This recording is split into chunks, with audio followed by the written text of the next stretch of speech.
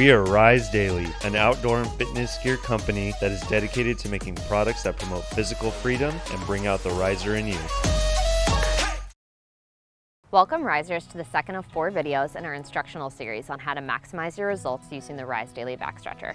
My name is Heather, and in this video I'm going to walk you through picking out the best place to use your back stretcher and some preliminary stretches you can use to warm up your back muscles.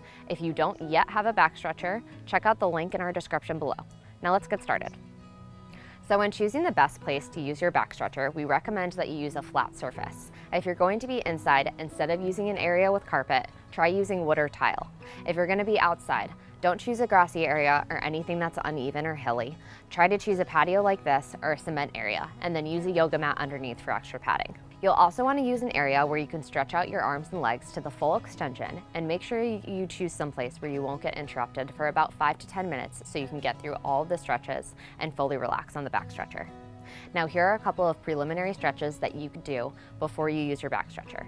We're going to start with your feet at about hip width distance apart like this, and you're just going to slowly raise your arms towards the sky and elongate your back. Each one of these stretches we're going to do for about 10 to 15 seconds. Next, you're going to do a side stretch where you grab your left wrist with your right arm and just pull towards the side as far as you can while it still feels comfortable. Now go back up to the top and elongate your arms once again, and then grab for your opposite wrist and repeat the same motion on the other side.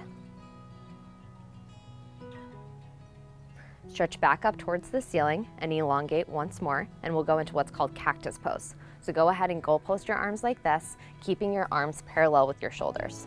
If it feels comfortable to you, go ahead and lean back and look up towards the sky. But if there's any pressure or pain, then go ahead and hold your body upright like this. We want it to feel like a challenge, but it should never feel painful when you're stretching and warming up. Next, you're going to lower your arms down and go into a forward fold. So go ahead and slowly lean down towards the ground and reach as far down as you can while still keeping your legs straight. Then after about 10 to 15 seconds, we're going to rise back up, one vertebrae at a time, nice and slow, to make sure it's easy on your back. And then once you get to the top, go ahead and roll out your shoulders like this, forward and backwards.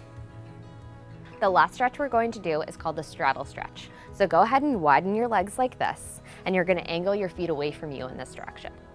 Put your hands on top of your thighs, lower down, and go ahead and twist your shoulders like this.